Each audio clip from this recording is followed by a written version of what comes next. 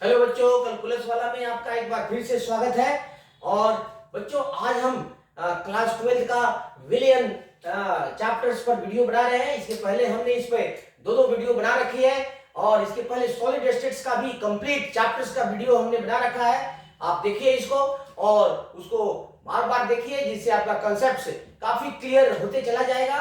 और हमने बहुत डिटेल्स में सॉलिड स्टेट्स का वीडियो बनाया है और सॉल्यूशन का भी, विलियन का भी हमने एक एक यूनिट को लेकर के, खास खास न्यूमेरिकल को भी लेकर के वीडियो बना रहे हैं। और आप जो है इससे कंसेप्ट प्राप्त करिए। और आज हम सॉल्यूशन पर तीसरा वीडियो बनाने जा रहे हैं और इसमें हमने हेनरी के लॉ के बारे में करना है। हेनरी के लॉ से क्या समझते हैं, हेनरी के नियम से, विलियन में हेनरी के नियम से क्या समझते हैं, इसकी उपयोगिता और इसके लिमिटेशन, सीमाओं का वर्णन करना है। तो देखते हैं हेनरी का नियम क्या है। हेनरी का नियम करने से पहले हम किसी सॉलिड की विलेयता, विलेयता से क्या समझते हैं, घुलनशीलता। जैसे किसी लिक्विड्स में जब किसी पदार्थ को हम मिलाते हैं तो वह घुलता है, तो किसी लिक्विड विलायक के निश्चित मात्रा में घुले हुए विलेय के मात्रा को ही हम उसकी विलेयता कहते हैं। ये बहुत सिंपल है। इसको विलेयता को एक्सप्रेस करने के लिए हमने बहुत सारे यूनिट्स बताया है, मोलरिटी, नॉर्मेलिटी, मोलैलिटी, मोल फ्रैक्शंस, पीपीएम, ये सभी बता दिया है। उसी को हम घुलनशीलता का डिफरेंट यूनिट्स कहते हैं। तो आज हम पहले हेनरी के नियम को क्वेश्चन के रूप में लिखते हैं। तो इसमें इंपॉर्टेंट एक क्वेश्चन बनाते हैं पहले।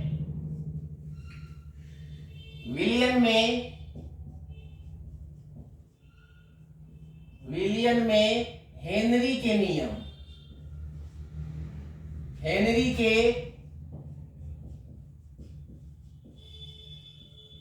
नियम, हेनरी का नियम, हेनरीज लॉ बहुत इंपॉर्टेंट है बच्चों।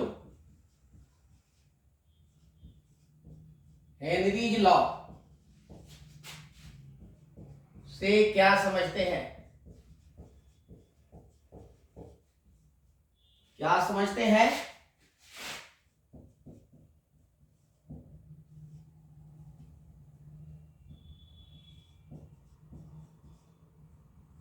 इसकी सीमाओं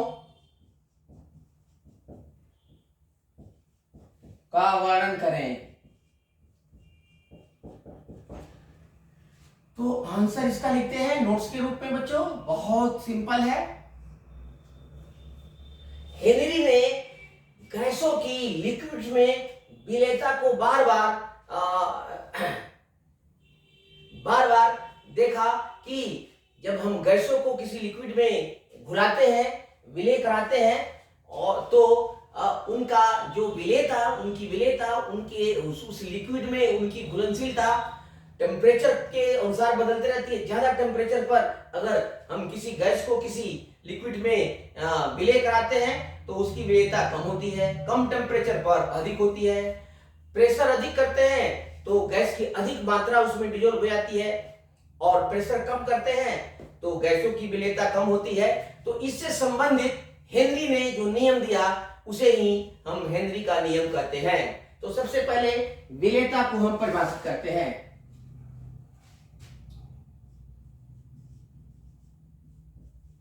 किसी भी विलेय पदार्थ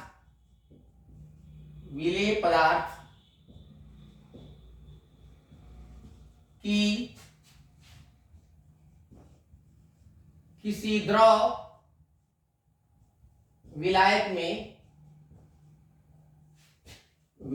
में विलेयता या घुलनशीलता, इसी को घुलनशीलता भी बोलते हैं, घुलनशीलता निम्न प्रकार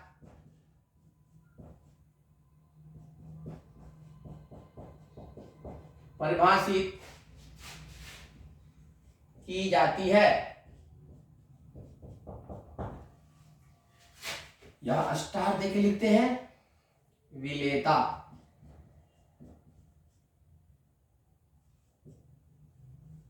solubility, solubility,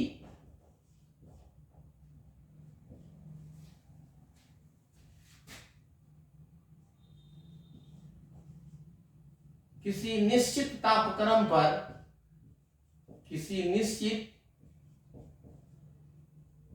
ताप पर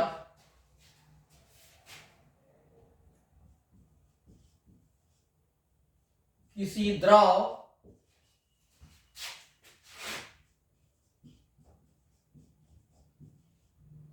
विलायक यानी सॉल्वेंट के एक निश्चित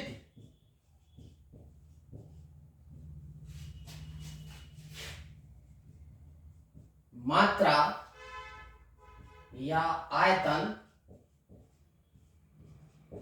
में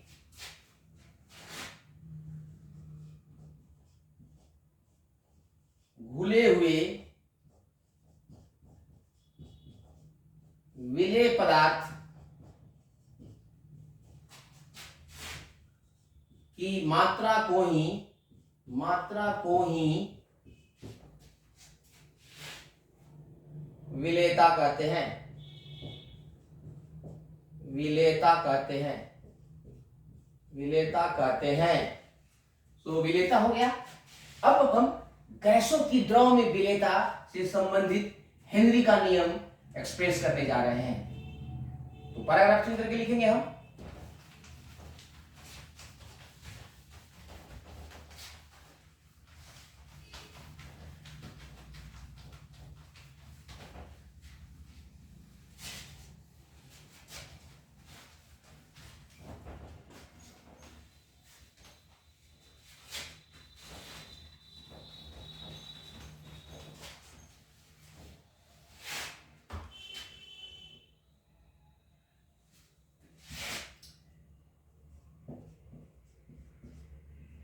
हेनरी ने द्रव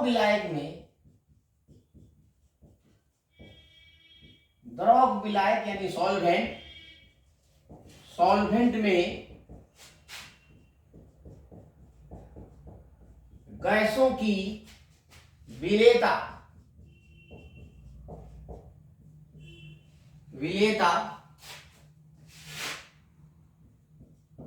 से संबंधित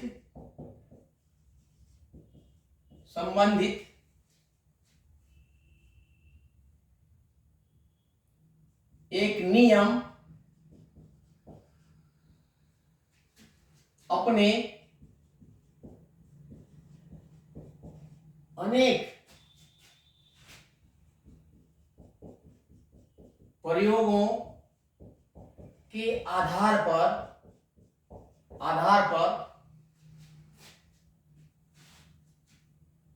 अपने अनेक प्रयोगों के आधार पर प्रतिपादित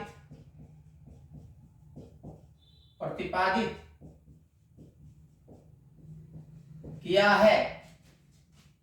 इसे ही हेनरी का नियम कहते हैं। इसे ही विलियन में हेनरी का नियम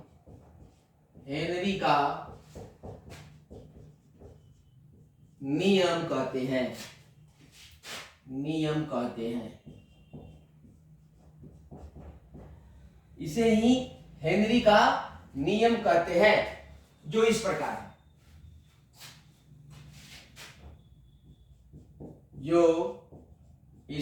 है।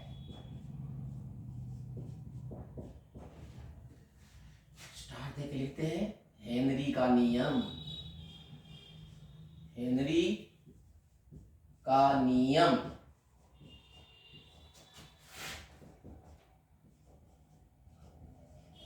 Henry's law.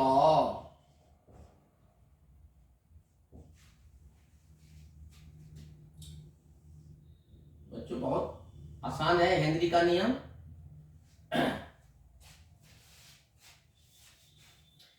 हेनरी के नियम के अनुसार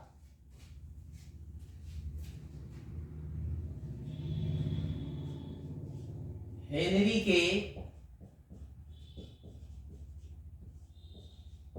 नियम के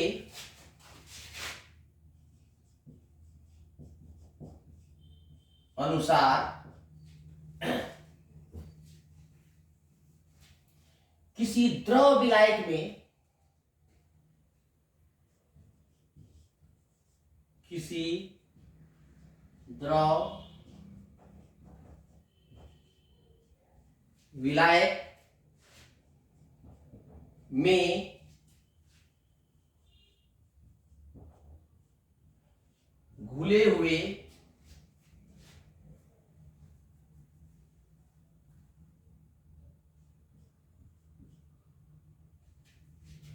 गैसीय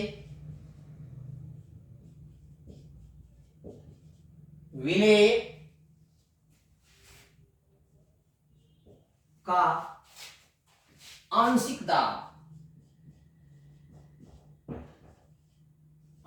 दाब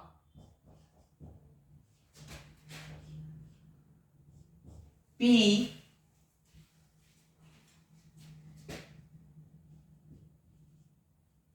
द्रव विलायक में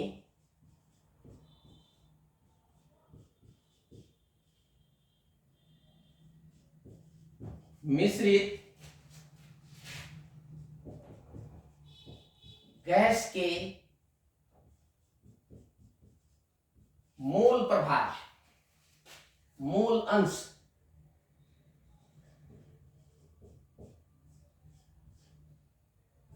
जाई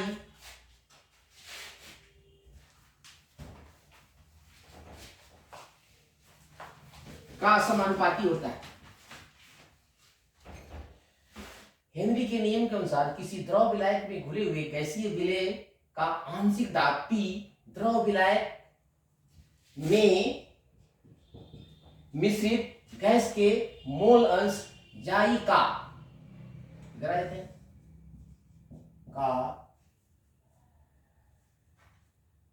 सीधा समानुपाती डायरेक्टली प्रोपोर्शनल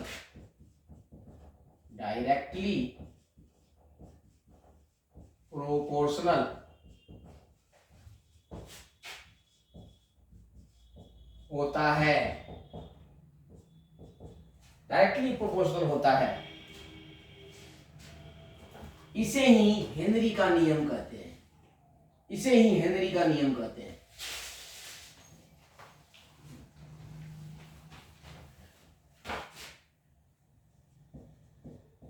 इसे ही हेनरी का नियम कहते हैं। इसे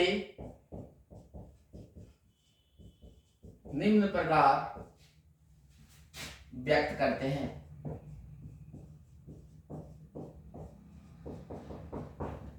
देखो तो पार्शियल प्रेशर तो P is directly proportional to mole अंश, P is equal to KH into mole fractions. इसी को हेनरी का नियम कहते हैं।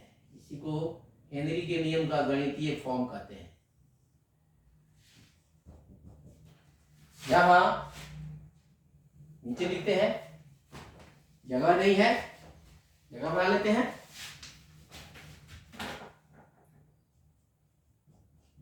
यहां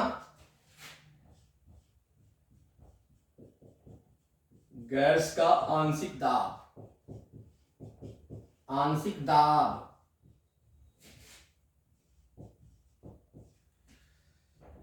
KH हेनरी नियतांक और जाई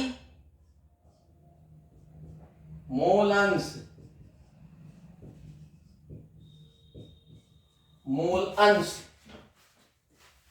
ठीक है। अब समीकरण 1 को ही हेनरी के नियम का गणितीय फॉर्म कहते हैं, गणितीय रूप कहते हैं। अतः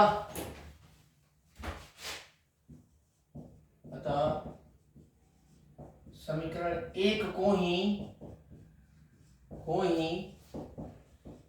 हेनरी के नियम का गणितीय रूप कहते हैं, इसे ही गणितीय रूप कहते हैं।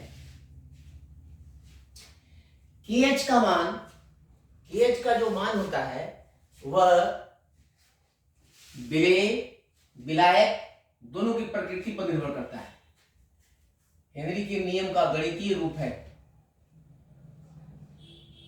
KH का मान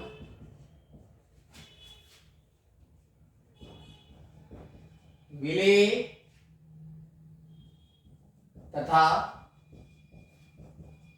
विलायक की प्रकृति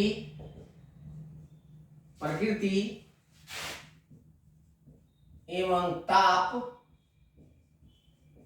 तथा दाब पर निर्भर करता है। दाब एवं ताप पर निर्भर करता है। अब नोट पे लिख देते हैं। फर्स्ट में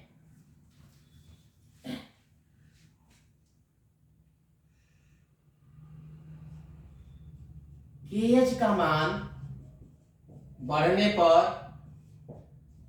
पर विलेयता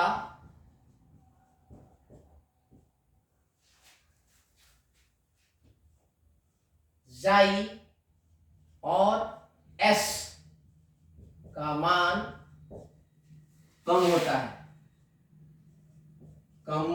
है। विलेयता घटती है जी। ताप बढ़ने पर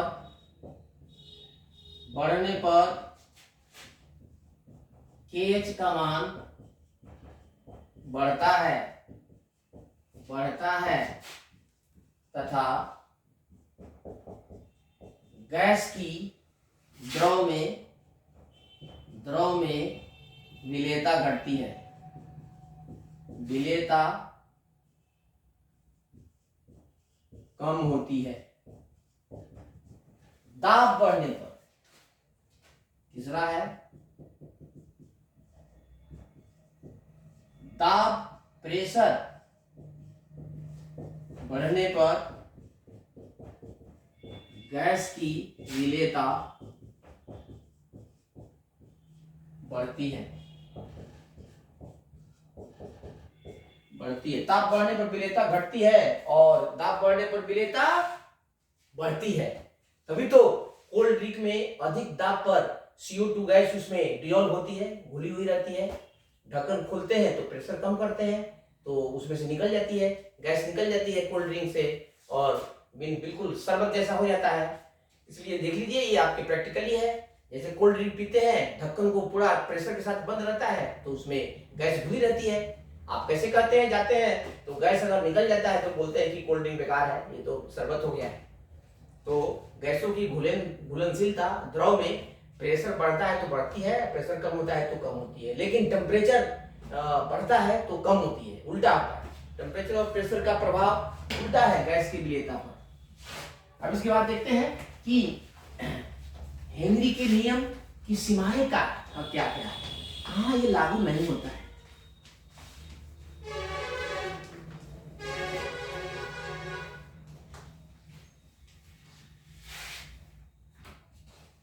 स्टार देख लिखते हैं। हेनरी के नियम की सीमाएं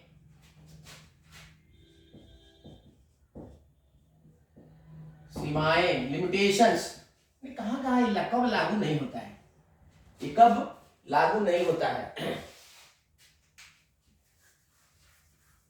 देखिए ये बहुत ही सिंपल है।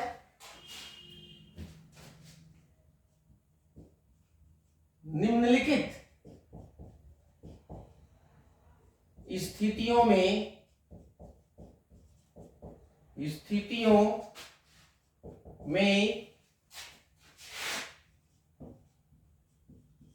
हेनरी का नियम लागू नहीं होता है। नंबर 1 में निम्न ताप, निम्न ताप और अधिक दाब पर। देखो, निम्न ताप तथा अधिक दाब पर हेनरी का नियम लागू नहीं होता है, नहीं होता है।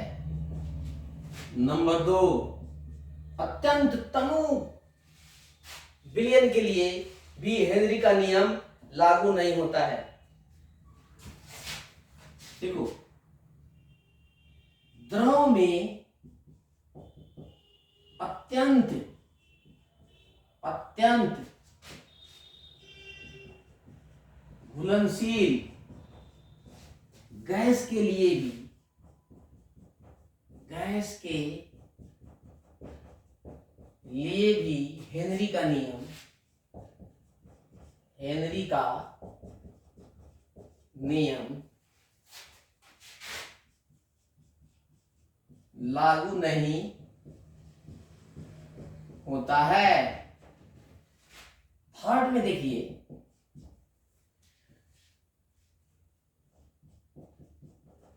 गैस अणुओं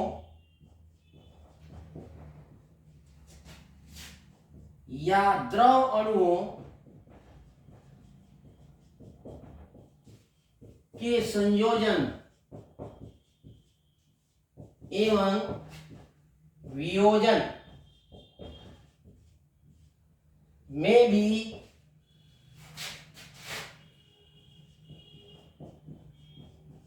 हेनरी का नियम लागू नहीं होता है, नहीं होता है।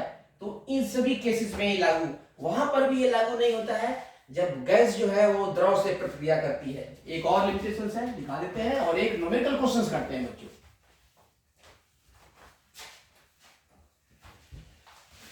कभी कभी लिमिटेशंस लिखने के लिए आता है, तो आप लिमिटेशंस ही लिखिए, हेनरी का नियम मत लिखिए। चौथा नंबर, लिमिटेशंस।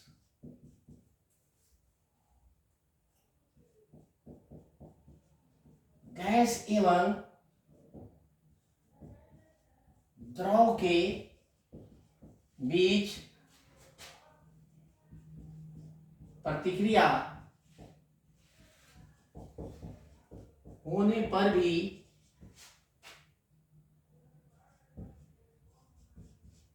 हेनरी का नियम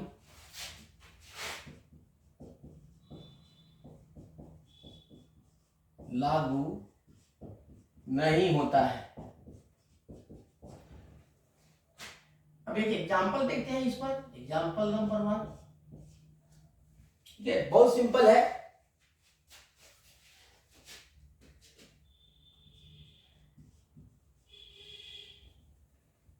मीथेन गैस, मीथेन गैस की बेंजीन में विलेयता के लिए, विलेयता के लिए हेनरी, हेनरी नियतांक, नियतांक का मान 4.27 इंटू 10⁵ mmHg है।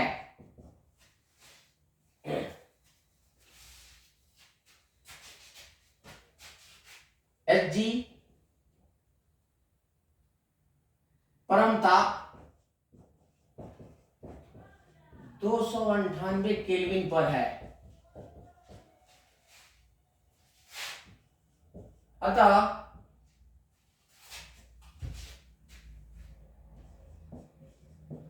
दाब, अतः दाब 760 mm of Hg Hg एवं ताप 298 केल्विन पर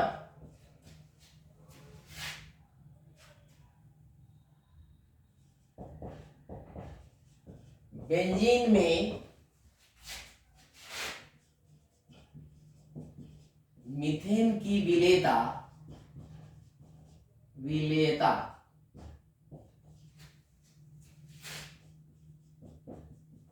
मूल अंश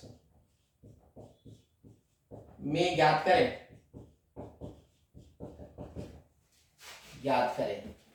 अब ये तो एग्जांपल हो गया। अब इसका हम सॉल्यूशन कर देते हैं। यहाँ पर देखिए बहुत ही बढ़िया क्वेश्चन है, सीधे हेनरी के नियम पर बेस्ट है। तो सीधे यहाँ आते हैं, हम देख लेते हैं सॉल्यूशन। स्पष्ट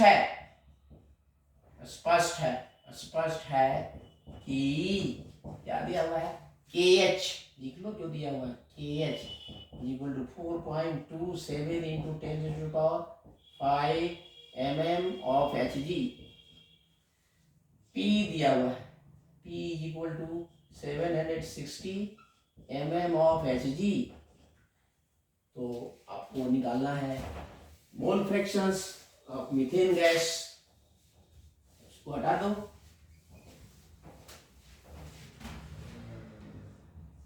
इक्वल टू व्हाट, इसलिए हेनरी के नियम